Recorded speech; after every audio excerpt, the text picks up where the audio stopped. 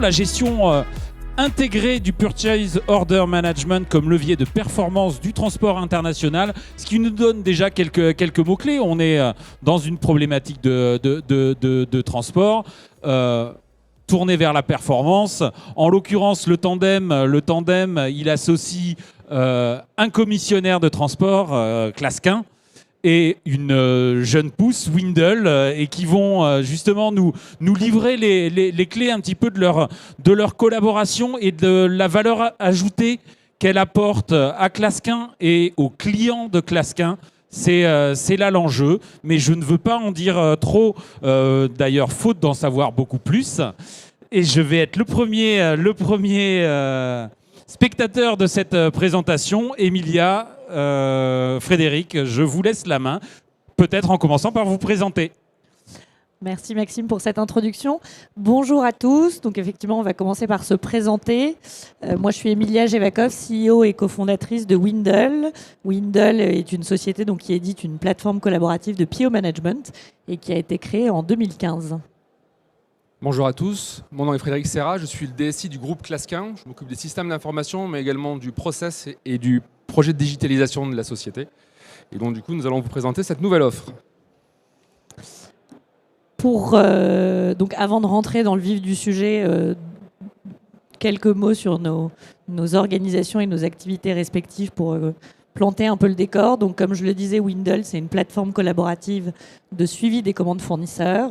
Aujourd'hui, on a un réseau de plus de 3500 professionnels de la supply, chargeurs, fournisseurs, transporteurs, qui se connectent quotidiennement sur Windle pour piloter leur flux d'approvisionnement. On est une plateforme SaaS avec une volonté d'avoir une approche qui est très agile et flexible. Donc la mise en place de Windle, c'est en moyenne 4 mois entre le kick-off et le go-live avec connexion au système et intégration de l'ensemble des partenaires.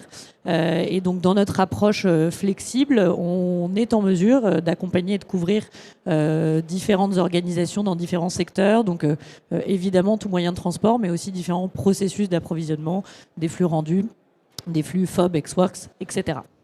Vous voyez quelques-unes de nos références sur le slide. Qui est Clasquin? Donc nous, on est un commissionnaire de transport international. On est la seule ETI française de cette taille qui a une empreinte internationale sur le secteur. On est présent dans 22 pays en propre, 66 bureaux et à peu près 1000 experts qui travaillent tous les jours à aider nos clients sur leurs problématiques de transport maritime, transport aérien, routier ou rail, dans des industries aussi variées que le retail, l'automobile, la cosmétique et le luxe, et également de plus en plus d'e-commerce.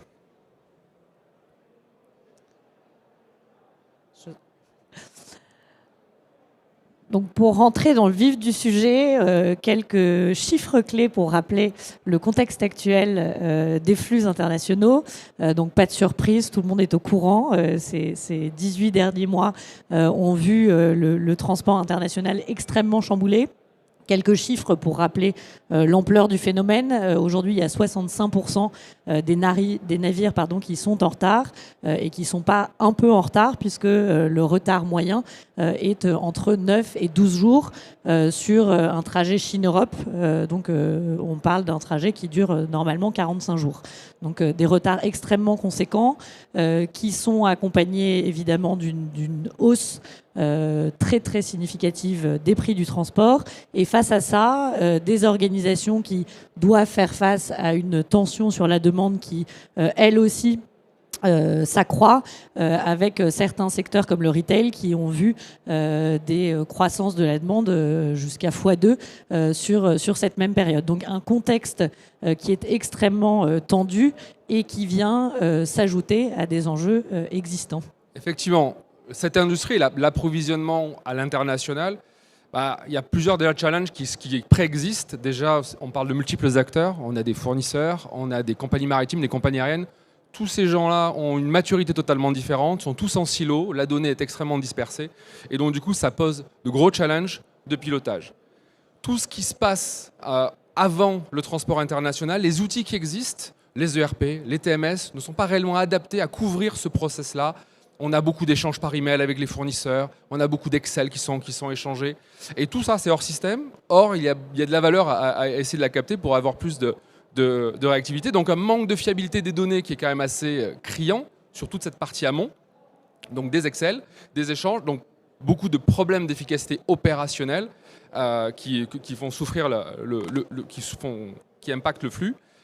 Et du coup aussi un manque d'anticipation. Or, avec tout ce qu'on voit à l'heure actuelle, il faut être extrêmement agile pour anticiper les éventuels problèmes. Et tout ça, bien évidemment, avec une exigence sur la visibilité, bon, qui a toujours été là, hein, ça c'est pas au niveau des clients, mais qui n'est que accrue lorsque justement on vit la période qu'expliquait Emilia et tous les problèmes qui touchent le transport international. Nous, dans ce contexte, Clasquin avait une ambition, c'est rationaliser la relation fournisseur et sécuriser la livraison de nos clients, justement en mettant en place pas qu'un outil, mais également une organisation, des gens, des équipes dédiées à origine, proches des fournisseurs, qui ont la même culture que les fournisseurs, pour justement essayer de fluidifier l'échange avec ces derniers et nos clients. Du process, parce qu'encore une fois, les outils c'est joli, mais seul ça ne sert pas à grand chose. Donc de la gouvernance, des gestions par exception, du pilotage factualisé de la performance des fournisseurs, mais également de nous-mêmes. Et justement pour venir utiliser des outils et mettre à disposition une palette d'outils, donc du PO management, ce qu'on a cherché, ce qu'on va vous expliquer à travers Windle, une capacité à s'intégrer avec des clients au niveau de leurs ERP, une capacité à tracer, et du coup on a beaucoup travaillé aussi cette partie-là avec d'autres partenaires, à collaborer, utiliser au mieux la collaboration entre tous ces gens-là qui en plus est à distance, et des analytics qui vont permettre d'améliorer la totalité du système. Donc notre objectif a été d'enrichir une offre qui était déjà existante à travers une plateforme que nous avons développée qui s'appelle Live. Live, c'est une plateforme collaborative, grosso modo qui est à l'image d'une plaque de Lego sur laquelle on va venir brancher soit des best of breed, donc des briques métiers qui existent pour pas réinventer la roue et pour aller plus vite. Donc typiquement, comme on a mis en place en intégrant du tracking ou alors de la collaboration, en s'appuyant notamment sur Teams. On ne va pas réinventer un outil collaboratif quand il y a des outils qui sont sur le marché. Et donc du coup, de venir intégrer à cette plateforme digitale une brique de gestion de commande qui va venir, j'allais dire, accélérer et enrichir la totalité de l'offre. Donc aujourd'hui, Live, c'est 800 utilisateurs. Live est né il y a 1 an à peu près. Donc c'est 800 utilisateurs.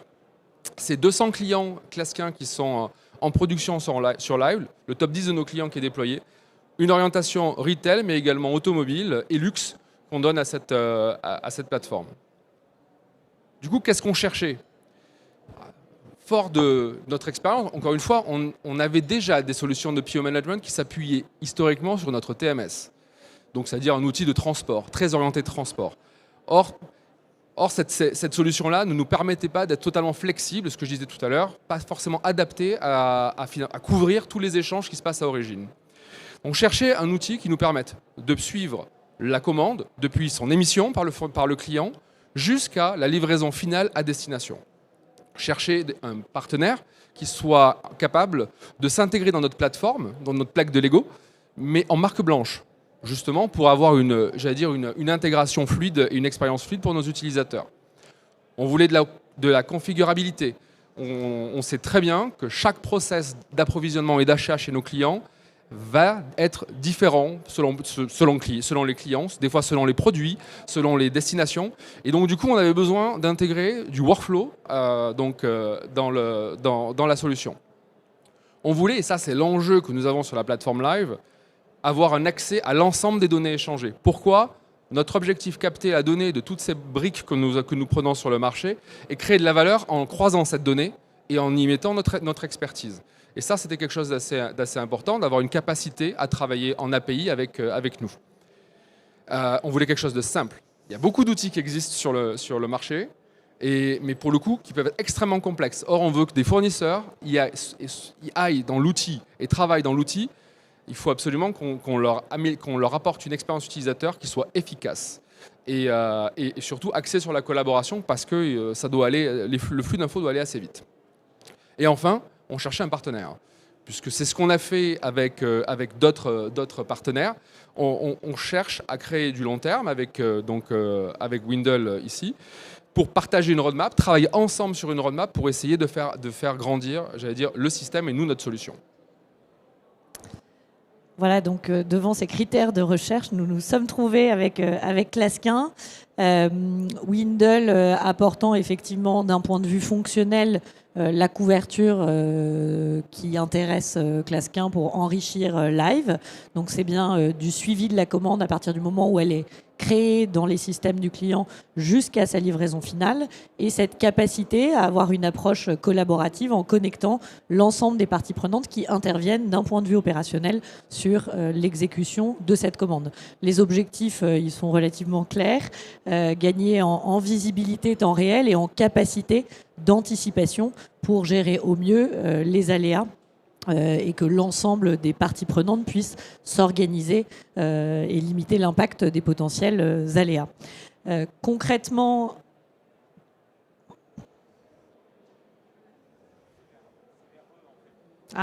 pardon. Bon. Donc le principe et l'objectif de Windle, il est double, voire triple.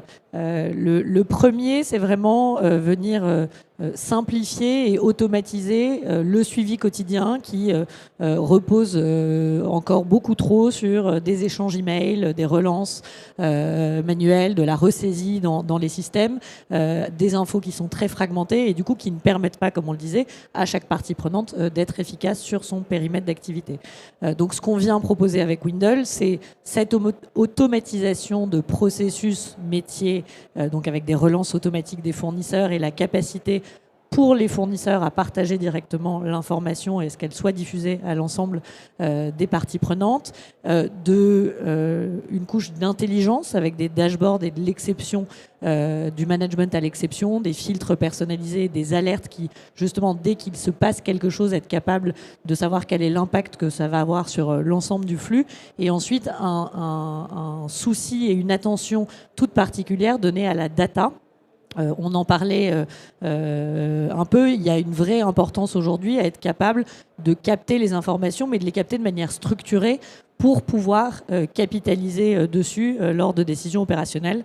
Et donc c'est une dimension extrêmement importante dans la proposition de valeur de Windle. Du coup, après, à la fin de ce projet, vous le voyez ici, on a la plateforme Live, et à l'intérieur de Live, l'écran qu'il y a au milieu, c'est Windle qui a été intégré. Donc Live apporte du tracking, avec des ETA prédictifs également qui sont apportés par une autre brique, de la collaboration et également du CO2, elle était truc, mais on l'a remis là, du CO2 et de la finance. Et donc maintenant, grâce à Windle, de la gestion de commande. En termes de projet, Emilia parlait qu'en moyenne, elle faisait des projets d'intégration avec ses clients en 4 mois. Donc nous, on a mis 3 mois sur la partie intégration, donc pour brancher Windle sur notre plaque de Lego. Donc le time to market est extrêmement rapide. Et ça, c'est aussi un des gros enjeux pour nous. C'est d'arriver sur le marché avec quelque chose et pour de suite passer à la commercialisation. Et l'ensemble des échanges qu'il y a avec Windle et la donnée qui est dans Windle est intégrée et captée dans la base de données de Live, justement pour croiser avec l'ensemble des autres données que nous allons amener sur le transport, sur la partie finance, etc. etc. L'offre que nous proposons à nos clients, il y a 2 niveaux dans cette offre, donc une offre graduée. La première, c'est ce qu'on appelle le PO follow-up, le suivi de commande. Concrètement, il y a des clients qui ne souhaitent que à origine, dès que l'expédition soit réconciliée avec leurs commandes, ils nous envoient des commandes, des PO avec des articles, des quantités, etc. Et ils veulent juste savoir dans tel conteneur, on a mis quoi. Mais dès l'origine. Pourquoi? L'enjeu est généralement pour maîtriser l'inventaire en transit et puis pour pouvoir facilement rechercher quel article est dans quel conteneur. Cette première offre va venir se consolider avec l'offre, cette fois-ci, PO Management, qui elle, va plus loin, puisque au-delà de l'outil et de cette réconciliation qui est très, administrative à origine, on offre une organisation, des process et des outils afin de carrément coordonner, de prendre la coordination des commandes avec les fournisseurs en direct, avec des gens, nous, proches des fournisseurs. Donc, à travers le réseau Clasquin, on arrive à avoir, on a des gens bien en Chine, dans toute l'Asie du Sud-Est, donc là où, dans les pays de sourcing. Donc du coup, coordonner avec ces fournisseurs au plus proche, suivre les productions, qu'est-ce qui va être en retard, pas en retard, parce que forcément, tout est bien dans le PO, dans la commande, mais généralement, c'est pas tout le temps comme ça que ça va être livré. Travailler à la performance également des fournisseurs. Donc du coup, remonter la chaîne pour nous et arriver à offrir des solutions de transport encore plus optimisées en ayant beaucoup plus de visibilité. Donc, sans rentrer dans le détail, mais vous donner une idée très concrète de ce que ça donne. Donc, effectivement, on a vraiment Windle qui est totalement intégré à Live pour avoir une expérience unifiée pour les équipes Clasquin, mais aussi pour les clients et les fournisseurs. Et donc, concrètement, on va travailler sur le portefeuille de commandes qui a été envoyé par les clients et avoir un jeu de ping-pong entre la brique existante dans Live qui était axée sur l'organisation du transport. Donc, tout ce qui est avant validation de la commande, collaboration sur des modifications de date, des validations d'étapes intermédiaires jusqu'à la création du booking par le fournisseur, ça va se faire dans Windle. Et ensuite, les choses vont être envoyées dans Live pour gérer le cœur de métier de la consolidation, de la création des shipments et de son suivi avec de l'ETA prédictif et tout ce qui concerne également les factures. Et donc, Clasquin va aussi renvoyer ces informations de suite shipment dans Windle pour que l'ensemble du processus end-to-end soit bien alimenté et mis à jour et qu'on ait encore une fois cette transversalité qui est clé pour l'ensemble des acteurs de la chaîne. L'enjeu pour nous, quand on fait bien une gestion de commande, on va voir que ça nous donne beaucoup de leviers sur le transport international. Et c'est ça qu'on cherche à faire avec nos clients. Donc, avec la brique qu'on intègre, on travaille beaucoup plus la coordination fournisseur. On a cette proximité, ce que j'expliquais, avec les fournisseurs. On met en place des control towers, donc de l'expertise qu'on va en plus pouvoir factoriser sur plusieurs clients. Parce que beaucoup de clients, forcément, ont les mêmes points de sourcing. On s'assure à travers Windle et l'apport de Windle du respect de la procédure client, la SOP client, parce que généralement celle-ci, il y a toujours un risque de diverger souvent sur cette SOP, de savoir s'ils veulent qu'on fasse des splits, s'ils veulent ou pas, s'il y a des inspections qualité organisées. Et on factualise la performance fournisseur, donc à travers la brique Windle. Mais quand on fait ça bien, on réduit du coup l'effet black box, donc l'effet boîte noire qu'il y a à origine, et du coup, on arrive à trouver de l'agilité dans le transport qui peut créer de vrais gains pour nos clients. Premièrement, on va simplifier le booking avec les fournisseurs. Alors, vous allez me dire, il y a plein d'outils de booking, il y en a d'ailleurs plein qui sont autour de nous. Mais généralement, ces outils-là, ils arrivent un peu à la fin. C'est-à-dire que c'est bien une packing list, un port de départ, un port de destination, etc. Mais avant tout ça, il y a beaucoup d'échanges entre le fournisseur et le freight forwarder. Je veux positionner un conteneur, j'ai envie d'avoir un rendez-vous, etc. Tout ça, on arrive à plus facilement le traiter. Donc sans avoir de contraintes, j'allais dire, d'un ERP ou d'un TMS, pour l'envoyer à un moment donné dans notre TMS pour exécution. On va beaucoup plus travailler, puisqu'on a plus d'anticipation, on a plus de visibilité, la partie contrôle documentaire. On doit s'assurer, nous, à l'origine, que les documents sont tous là pour expédier. Parce que s'il manque un document, la marchandise, elle peut être prête, elle ne partira pas. Avec plus de maîtrise sur ce qui se passe en amont, sur ce qui va, et plus de certitude sur ce qui va être livré, on peut mieux travailler autour des cut-offs avec les compagnies maritimes et donc du coup offrir des solutions de massification, de buyers consolidation et donc d'optimiser les taux de remplissage des conteneurs qui vont venir bien évidemment faire diminuer le coût à la commande pour nos clients. Du coup aussi réduire les expéditions urgentes, réduire le recours à l'aérien parce qu'on va s'assurer que le produit qui doit absolument partir et dont on a besoin pour un lancement, par exemple, en Europe, va être bien mis sur le navire. On va également pouvoir aussi travailler des sujets qui sont très j'allais dire, transport. C'est la maîtrise des allocations maritimes, s'assurer qu'on ne suralloque pas pour éviter d'avoir du rollover, s'assurer qu'on travaille ce sujet-là de manière beaucoup plus, j'allais dire, précis et fiable avec les compagnies maritimes. On va donner l'inventaire en transit. Forcément, c'est un petit peu ce que je disais dans le PO follow-up.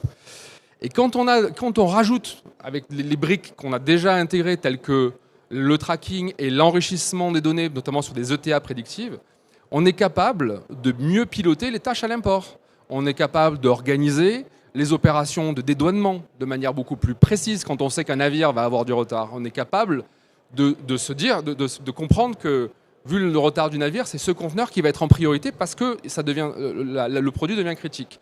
On peut aussi mieux travailler les prises de rendez-vous avec les entrepôts du client et donc s'assurer que le conteneur le plus important n'est pas le dernier qui va être livré.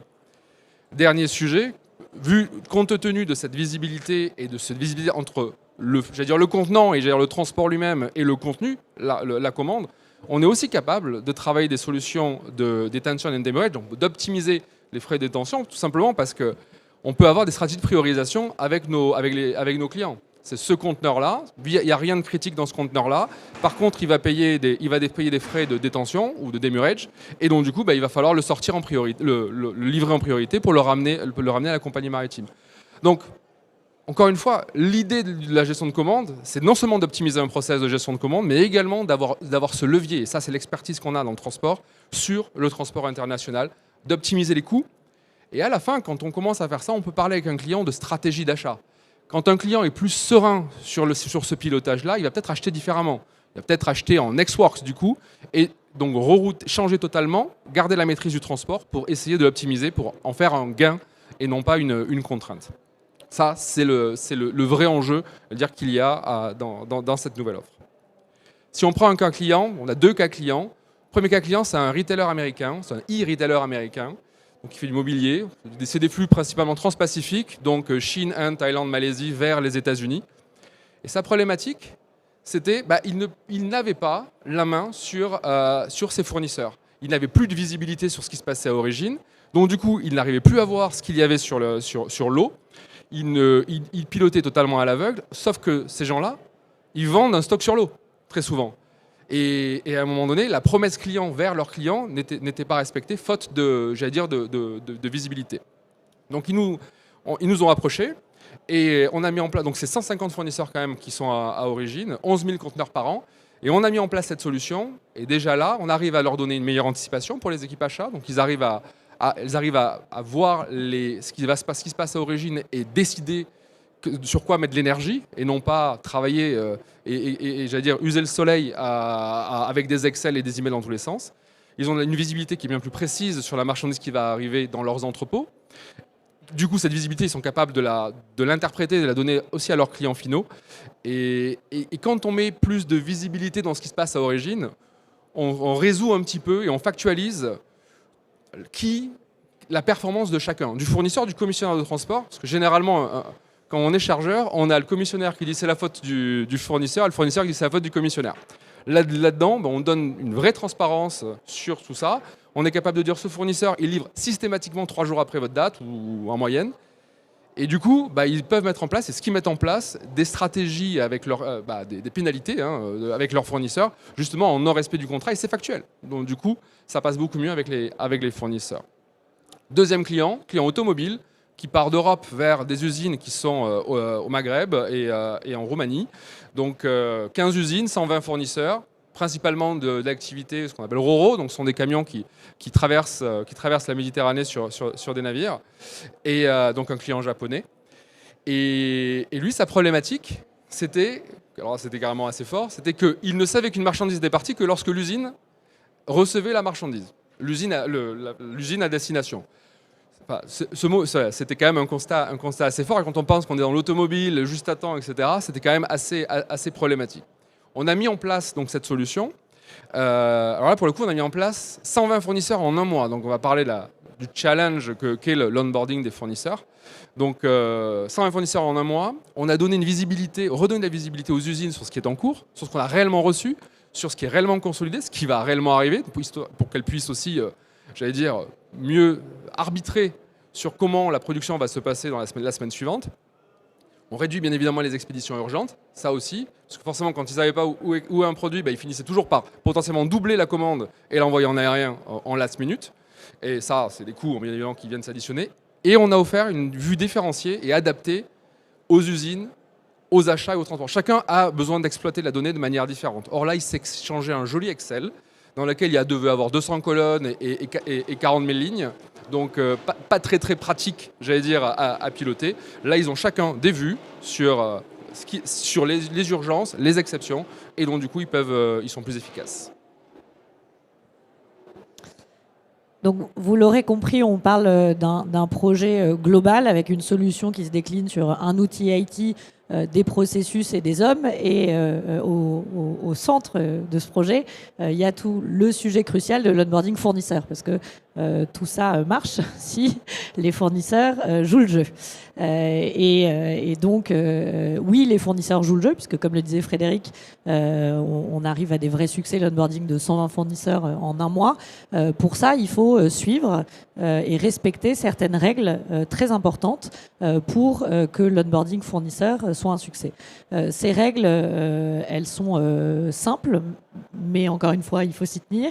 Et la première, c'est un engagement fort des chargeurs, donc des clients de Clasquin, aux côtés de Clasquin pour mettre en place ce projet. Pourquoi ? Parce que c'est eux qui vont tenir la relation avec les fournisseurs. Et donc, il faut qu'ils entreprennent une vraie communication auprès des fournisseurs pour valoriser la valeur que le projet et la mise en place d'un PO management va apporter également aux fournisseurs. On est bien dans une démarche où on n'est pas en train d'imposer des nouveaux processus et des nouveaux outils qui pénalisent les fournisseurs. Non, on l'a déjà évoqué, il y a une histoire de relation long terme avec les fournisseurs, de gagnant-gagnant. Et ça, c'est très important de le valoriser et de l'exprimer clairement et du coup d'avoir un plan de com qui soit adapté pour embarquer les fournisseurs dans cette démarche. Et ensuite, de manière extrêmement simple, la solution étant très user-friendly et flexible, on va paramétrer justement une expérience, comme on le disait juste avant, avec des filtres et des vues spécialisées par profil. Et donc après, l'onboarding en tant que tel des fournisseurs, il se fait très simplement. On parle d'un webinar de 30 minutes au total, donc c'est peu de mobilisation. Un webinar, et du coup en plus on peut grouper le nombre de fournisseurs et les onboarder à plusieurs sur une session, et ensuite évidemment un suivi avec des interlocuteurs clés pour des questions. Peut-être que Frédéric, tu as quelques éléments à ajouter sur comment ça s'est passé et ce que ça représente en mobilisation pour les équipes Clasquin d'accompagner cet onboarding. C'est ça, on a 2 clients pour le moment qui sont sur cette nouvelle offre, et ces 2 clients ont eu un onboarding fournisseur totalement différent. Le premier, le retailer, il a pris ses meilleurs fournisseurs, c'est plus sérieux en Chine, et on travaille avec 5 fournisseurs au départ, puis 10 fournisseurs après. Profondément, on comprend quelles sont leurs difficultés, on ajuste le process avec eux, parce que bien souvent, le fournisseur, il a aussi une vue du process qu'il faut intégrer quand même. Et il ne faut pas se dire que depuis la destination, on maîtrise totalement ce qui se passe. Nous, bien évidemment, on aide aussi. Donc, et ensuite, après, donc, du coup, un déploiement qui va être par petits paquets. Le deuxième client il avait une problématique, il changeait de partenaire commission de transport, et donc du coup il fallait basculer assez vite, et du coup lui il nous a dit vous avez un mois pour onboarder 120 fournisseurs. Donc là on a fait 2 sessions de 15 minutes chacune, donc d'où le 30 minutes avec tous les fournisseurs, et bien évidemment on met de l'effort aussi nous sur le suivi avec eux. Mais en 2 fois 15 minutes, les fournisseurs étaient à l'aise avec l'outil, book immédiatement dans l'outil. Et voilà. Et du coup, l'objectif, c'est réellement de considérer le fournisseur comme un vrai partenaire là, dans l'histoire, et non pas celui à qui on impose sans l'écouter. Donc un plan d'onboarding qui est crucial, sur lequel il y a des fondamentaux, mais qu'il faut adapter par client, et pour lesquels il y a des bénéfices, qui est en fait rendu possible parce qu'il y a des bénéfices très clairs côté fournisseur également. C'est ça. Un des bénéfices que va avoir le fournisseur, c'est également de la productivité. Lorsqu'on le force à remplir déjà plein d'Excel différents, parce qu'il n'y a pas un acheteur qui va vouloir la même chose des fois au niveau à destination, qu'on lui envoie des emails et des confirmations et des règles dans tous les sens, et plus le turnover qu'il peut avoir, il a un problème de productivité. Avoir un outil, tout le monde travaille dessus, on a beaucoup de communication dessus, le client porte l'ensemble de ses process, ça évite qu'il dise 10 fois la même chose à 10 personnes différentes chez le client. Ça facilite la communication entre le client et également le commissionnaire de transport, parce que le fournisseur, il est toujours écrasé entre tout ça également. Lui aussi, la factualisation permet de montrer qu'il est bon. Peut-être que c'est le commissionnaire qui est moins bon ou qui a un problème récurrent chez le client. On est capable avec ça de faciliter cette communication et donc d'être plus fluide. Meilleure visibilité sur son service, ce que je viens de dire, c'est factuel. Alors après, le factuel ne peut pas plaire, mais l'avantage, c'est qu'on part d'un constat et on arrive à l'améliorer, on voit si on arrive à l'améliorer. Fluidité des opérations. Je vous disais avant, quand il prend des rendez-vous avec le commissionnaire de transport, des emails, des machins, etc., lui, il a des contraintes. Il va avoir des entrepôts qui ont des heures d'ouverture. En fait, il est capable de mieux planifier à travers l'outil. C'est totalement clair sur ce que le commissionnaire va positionner, quand il va positionner. Et donc, du coup, ça fluidifie ses propres opérations. Donc, plutôt que d'avoir un embouteillage à ses entrepôts. Et enfin, pour le fournisseur, c'est également sécuriser un partenariat à long terme. Parce que pour le coup, il apporte une vraie valeur à son client. Il apporte une valeur qui est factualisée et qui est claire vis-à-vis du client et vis-à-vis du commissionnaire de transport également. Donc, c'est de vrais bénéfices. Alors, et pour Clasquin, bien évidemment, il y a plusieurs avantages, mais ça se limite ça se synthétise en deux avantages principaux. Nous, on veut travailler avec nos clients, on veut remonter sur la stratégie d'achat. Bien évidemment, plus on va remonter sur la stratégie d'achat, plus on va avoir tendance à démontrer que si le client prend la maîtrise de ses flux de transport et qu'il ne laisse pas à ce fournisseur, il a un vrai gain pour lui. Du coup, ça va nous apporter également à nous aussi un certain nombre de bénéfices. Ça va fidéliser le client. On est forcément intégré, nos process sont plus intégrés. On évite que le client papillonne un petit peu d'un commissionnaire de transport à un autre. Et c'est aussi nous différencier sur le marché.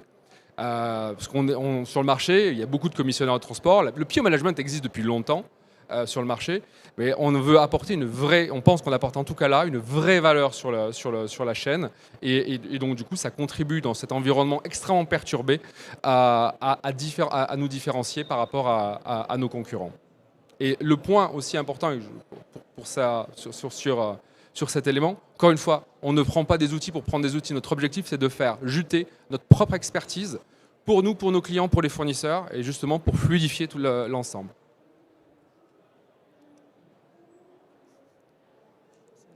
Ça ne veut plus marcher, mais je crois que c'est le dernier slide. Suspense absolu avant ce slide de remerciements et de clôture. Donc je ne sais pas en termes de timing où est-ce qu'on en est, mais si vous avez des questions, on sera évidemment ravis d'y répondre. On a bien une douzaine de minutes pour répondre à d'éventuelles questions. Donc y en a-t-il qui viennent et qui se formulent naturellement? Ou me faut-il amorcer la chose, comme c'est souvent le cas? Eh bien, allons-y. Moi, je me demandais, alors avant de passer à ce que Clasquin pourra amener au-delà, pour Windle, ce profil de client, un client comme Clasquin, c'est une première. C'est vrai que c'est une valeur ajoutée en cascade. Comment alors, on va trouver que je pose la question de façon un peu systématique, mais comment vous êtes trouvé et voilà, comment vous êtes. Alors c'est effectivement une première puisqu'on a l'habitude plutôt de collaborer avec des chargeurs qui vont utiliser la plateforme avec leurs fournisseurs et leurs transporteurs. Comment on s'est trouvé à l'initiative de Clasquin qui, comme on l'a expliqué, avait un projet, donc cherchait un partenaire pour pouvoir répondre à ces enjeux, qui sur le partenariat commissionnaire de transport et start-up avait ouvert la voie avec Wakeo et sur visiblement une expérience prometteuse et donc était ouvert à retenter l'aventure. Effectivement, les deux premiers cas clients qui ont été déroulés sont aussi porteurs de très bons résultats. Donc on est plutôt content du démarrage. Très content. Une question? Vous citiez Wakeo, c'était une présentation sur Supply Chain Event l'année dernière. Ça veut dire qu'il y a dans les murs une start-up avec qui vous ferez une présentation l'année prochaine. En tout cas, la plateforme live, elle est complète. Il y a d'autres desiderata que vous pouvez avoir? On a encore plein de projets sur la plateforme live. Beaucoup de projets autour des optimisations de coûts encore, donner de la main encore plus à nos clients, effectivement. L'année dernière, on était avec Wakeo. Cette année, on est avec Windle. On voit vraiment que le partenariat avec des startups vient nous accélérer nous aussi. on ne réinvente pas la roue. On a des pros dans chacun de leurs domaines qui en fait vont continuer à développer et forts de leur propre communauté. Du coup, nous, on tire les bénéfices de tout ça. Et notre objectif, c'est maintenant de continuer à tirer des bénéfices sur notre propre expertise et de démontrer que justement, quand des gens savent utiliser tous ces outils-là proprement, on est en capacité de tirer de la valeur. Et cette valeur va bien évidemment être partagée avec nos clients. Donc beaucoup encore de projets. Et, pourquoi pas l'année prochaine avoir une 3e start-up pour continuer avec nos copains. Moi, j'en ai fini avec mes questions de contexte. Est-ce que peut-être que dans la salle, il y a des questions peut-être plus orientées métier sur le besoin? N'hésitez pas. Le micro arrive vers vous. À partir de quelle volumétrie ces outils peuvent... Rapprochez-le. La question, c'est... À partir de quelle volumétrie ces outils peuvent-ils être mis en place? Nous, à l'heure actuelle, on lance l'offre. Effectivement, on a tendance à aller sur des clients qui vont avoir des volumétries de 5000 au-delà de 5000 PO par an. Qui vont être... Mais l'objectif, encore une fois, pour nous, c'est de scaler suffisamment avec ces clients-là pour après redonner industrialiser l'offre pour des clients qui seraient de taille plus petite. Pour compléter la réponse, nous, on travaille aussi sur des cas d'usage avec des volumétries plus petites. Je pense qu'au-delà de la volumétrie, le sujet, c'est combien de fournisseurs, quelle complexité du flux, parce que c'est ça qui va faire qu'il y a un critère ou pas. Si vous avez très peu de volume et des processus très simples et peu de fournisseurs, le sujet est probablement moins critique que quand vous avez des flux rendus, des flux non rendus, des fournisseurs et des catégories de produits variés qui font que la complexité est totalement exponentielle. Et il y a également, je voudrais rajouter, il y a une barrière à l'entrée, mais qui n'est pas non plus très élevée, mais c'est d'avoir une capacité à intégrer la donnée. Parce que le PO, va falloir le recevoir électroniquement. Donc c'est vrai qu'une toute petite structure qui n'a pas de capacité d'intégration, ça va être plus difficile et plus challenging qu'une société qui a une capacité d'envoyer ses PO, recevoir des flux en retour, etc. Mais vraiment, Emilia a raison, désolé, je ne m'arrête pas de me tromper. Emilia a raison. La complexité du flux et le nombre de fournisseurs, c'est réellement ça va être aussi un enjeu clé. Mais tu fais bien de le souligner, l'existence d'un ERP est fortement recommandée. Une autre question? N'hésitez pas. Ce qui est recommandé également, c'est l'envie de ne pas se débarrasser du sujet, mais d'être vraiment partenaire dans ce sujet. Ça aussi, ça peut arriver sur certains clients. Donc, c'est-à-dire de travailler ensemble, de s'écouter l'un l'autre et de ne pas nous dire « moi, ça marche comme ça et c'est tout ». Et c'est généralement pas la bonne approche pour faire ce genre de projet. Un petit peu dans cet état d'esprit, moi je reviens sur la notion d'onboarding fournisseur.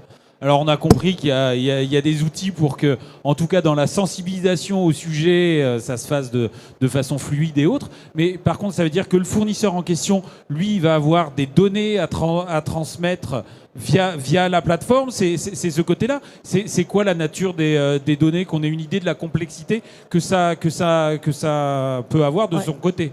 Donc effectivement, le processus pour le fournisseur, vous l'aurez compris, dépend du souhait du client et des process existants.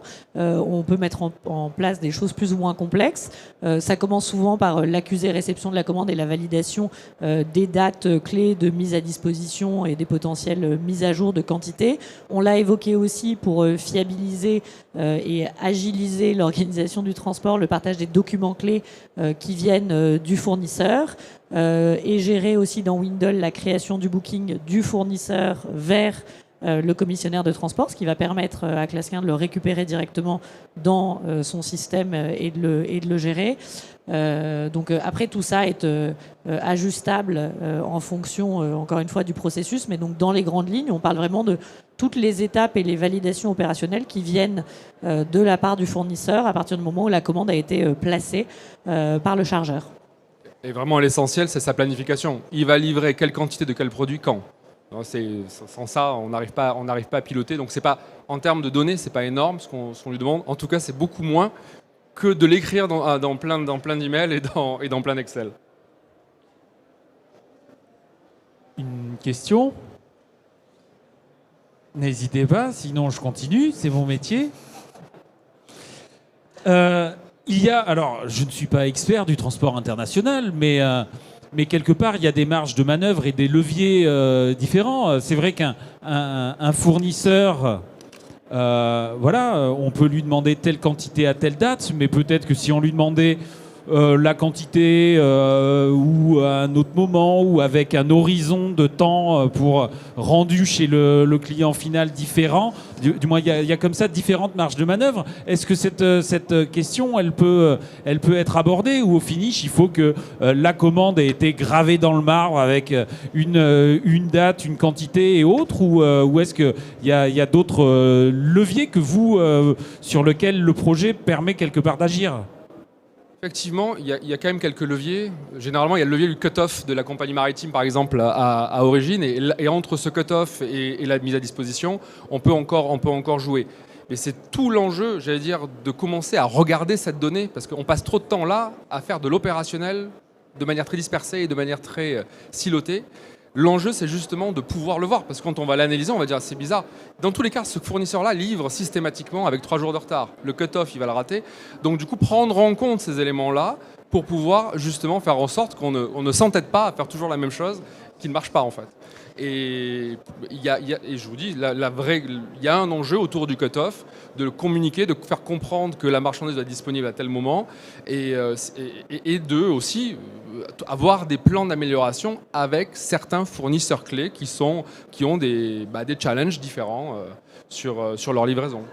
Les sujets par exemple d'inspection qualité, ça aussi, l'outil nous permet également pour certains produits de planifier les inspections qualité. Tout ça c'est du temps. Plus on a de la visibilité, plus on est capable de fiabiliser cette inspection et donc de s'assurer que la marchandise va pouvoir partir avec le prochain départ, qui risque d'être bougé un petit peu avec les compagnies maritimes à l'heure actuelle, mais en tout cas il sera au moins sur le bateau.